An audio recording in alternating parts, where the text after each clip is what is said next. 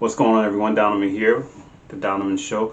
Welcome back. Hey, if you're just first time seeing this, welcome to the show.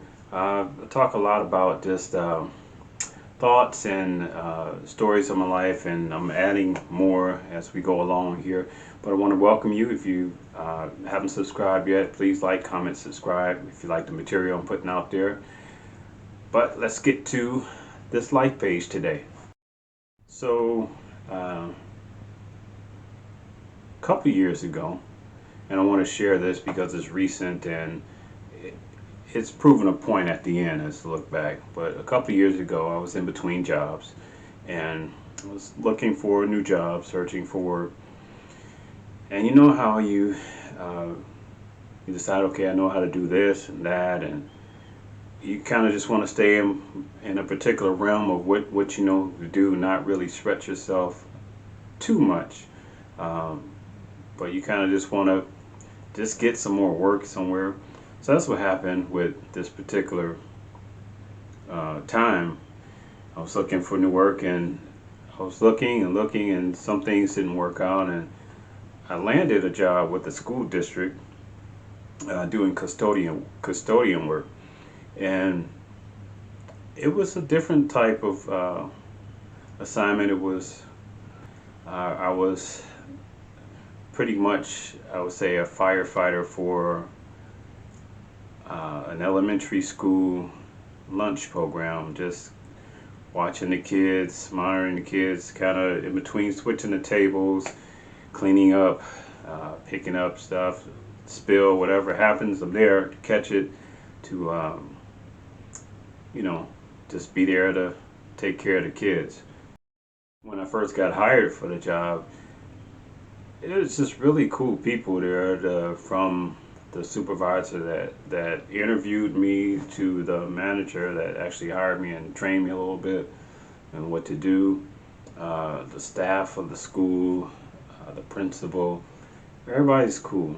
And so I really appreciate about this particular experience is that it was not just more like a workplace, but kind of evolving into, felt like a family atmosphere. The first week I started the job, being introduced to the students by the teachers, especially the kindergarten teachers. Well, you know, hey students, this is Mr. Da da da, and you know, from a distance, I'm like, hi, you know, and kind of keep my distance. And this one little girl I remember ran up and gave me a hug. She just hugged me, and when you think about today's society, it was like, oh, I'm not doing anything. I didn't do anything, and just wanting to just really just like pat her on her back, just give her some encouragement, and kind of like hug her back, um, in front of many witnesses, of course, but just thinking about that.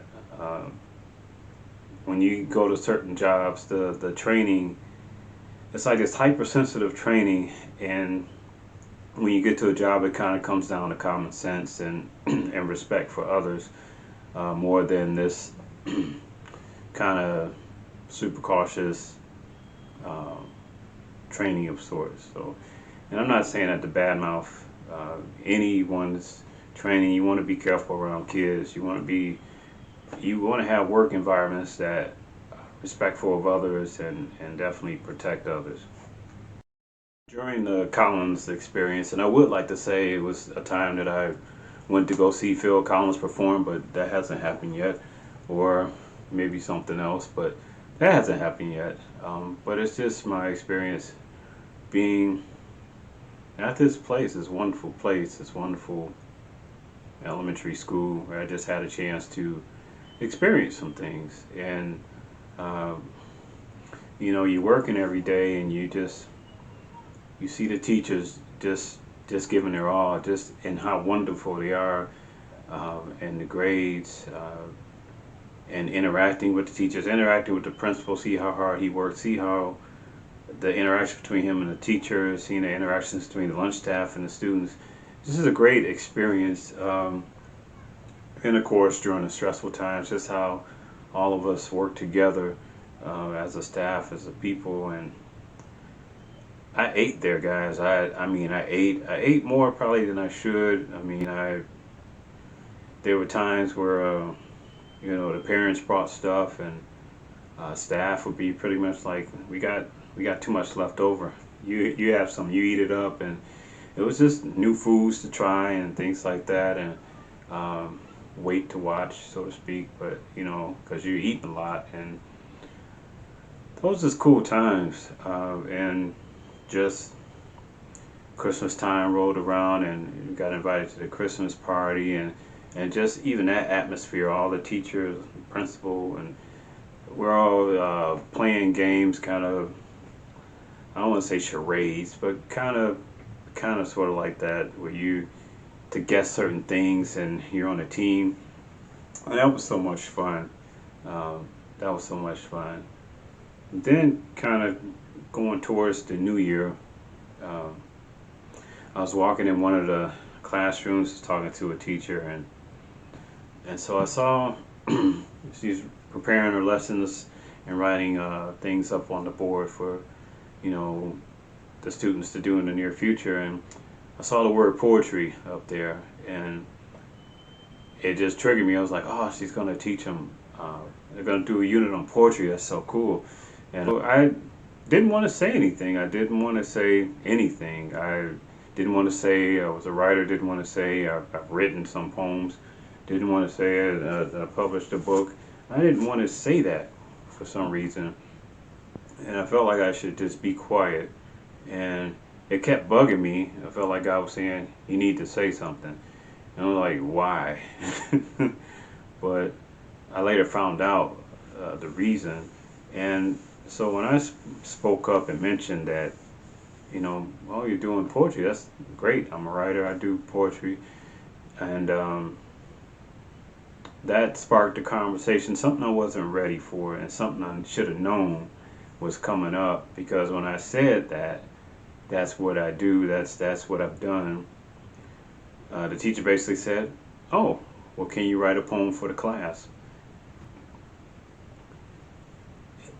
It's when you feel like something that God has given you that you can do, um, you don't want to be arrogant about it. I want to be confident, but I don't want to be like cocky and say, oh, sure, I can do. I have to honestly tell people, if you want me to do something for you, let me pray about it. Let me pray about it. If this is something, an assignment I want to take or I need to take, So she asked me to write a poem for the class, and I was scared because I'm like, okay, what can I write? I have no idea how can I relate to these kids, and so we kicked around some ideas, and she brought up some things that they're going through, and it came just like that, just the thought of a childhood memory I went through, and where I thought it was literally a monster in my room, and so I wrote about that, literally called the monster in my room. I wrote that, and she loved it, and then I got a chance to perform it in front of the kids, to read it and to share about, just kind of answer questions about poetry and what it is to write and how you feel when you write, and if you write something incomplete and come back to it. So it was so much fun. And that day, I remember getting off a little bit earlier as a custodian, just punching out at least a little bit earlier.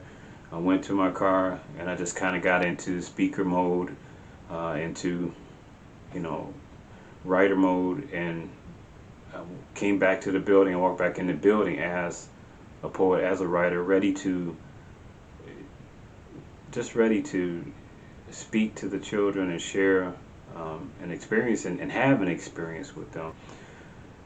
And it was great, guys. It was just really a time that I felt like I was called out to have an inch more towards what I love to do, and which is speak and write. And it was for the children this time, and just the reward of that, just to see their faces light up and them ask their questions, it was beautiful. And the interesting part too is that after that, I went back to work.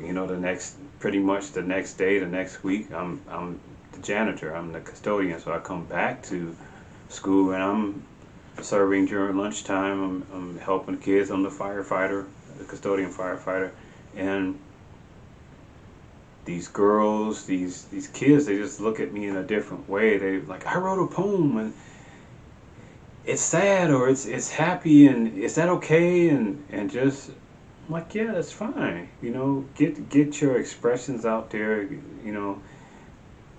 And it was good, especially at that age, second grade, for the boys to be about that too, because I grew up keeping a lot of stuff inside, so poetry was a great release for me, and that's what I wanted it to be for the kids. And so it was a great experience. I had many great experiences during the Collins experience. Even after that experience of reading and the poetry and getting the Q&A from the students, is that it was another kind of scary moment where I was in the lunchroom and there was a parent, a lady, she's outside, and she'd say, "Hey, are you Mr. Ray?" And I'm like, "Yeah." She said, "My daughter told me about you, how you spoke to her about, and she's excited."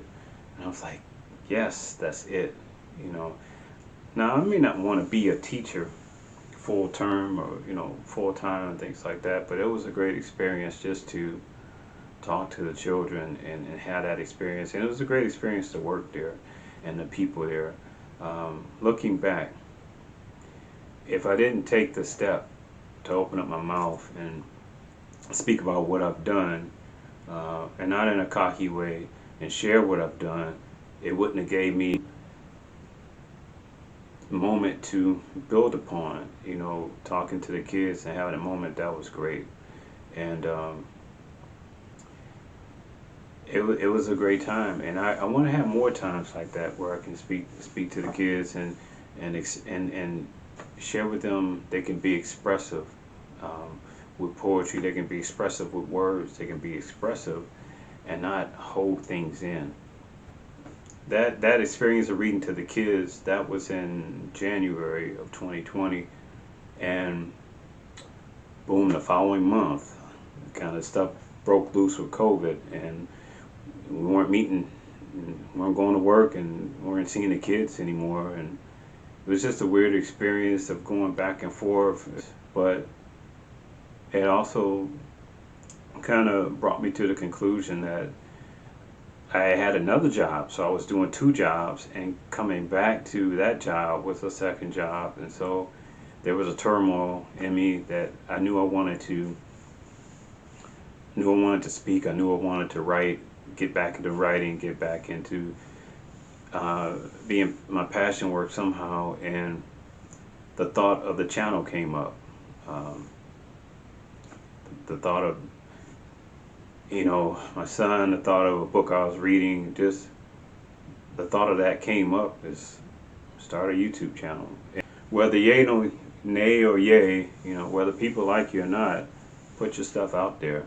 Put yourself out there, and here we are.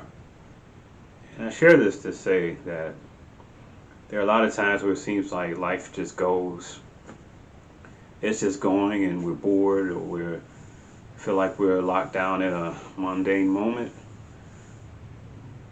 But God calls us to step out to dream, to keep building on our dreams. Like with the reading the poetry to the kids and being a speaker kind of for a moment, that was a high for me. That was great. And even filming these videos is a high for me, because I get to share these moments with you, and hopefully inspire you to do things, to have your experiences build upon new experiences upon new experiences.